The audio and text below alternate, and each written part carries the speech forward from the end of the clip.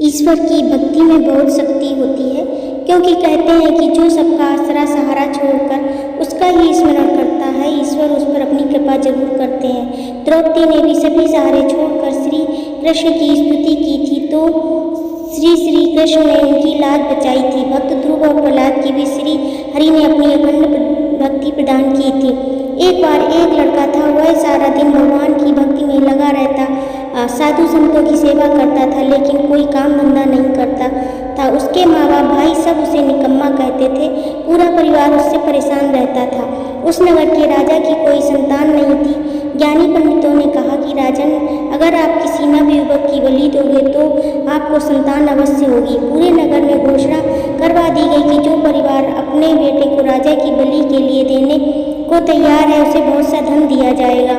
एक खबर उस लड़के के परिवार तक पहुंची। परिवार ने सोचा, कोई काम धंधा तो करता नहीं है, हमारे किसी काम का नहीं है, इसी को राजा के पास भेज देते हैं और धन से आने वाली पीढ़ियां की भी आर्थिक हालत सुधर जाएगी। लड़के को राजा के पास बलि के लिए भेज दिया गया।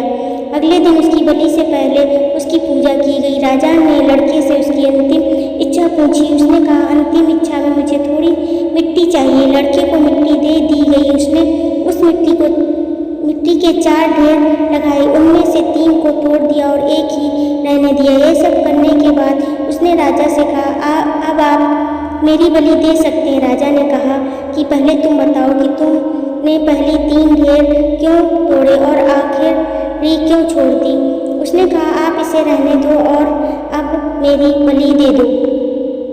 राजा ने कहा, मेरा आदेश है, बताओ इसका अर्थ क्या है। लड़के ने जवाब दिया, कोई भी जीव अपने रक्षा के लिए सबसे पहले अपने माँ बाप, फिर राजा और फिर देवता पर विश्वास करता है, लेकिन माँ बाप ने ही मुझे भेज दिया। राजा प्रजा की रक्षा करता है, परंतु यहाँ तो राजा ही मेरी बलि दे रहा है। फिर जीव देवता की तरफ देखता है, यहाँ देवता को भी बलि दी जा रही है। अंतिम डेरी परमात्मा की है, मुझे अब भी उन पर विश्वास है, इसलिए मैंने उस डेरी को नहीं तोड़ा। मुझे विश्वास है कि वो अपने भक्त की रक्षा जरूर करेंगे। यह सुनकर राजा का मन बदल गया।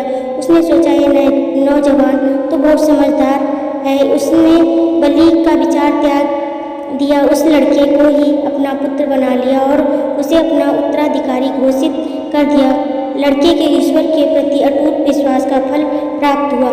धन्यवाद।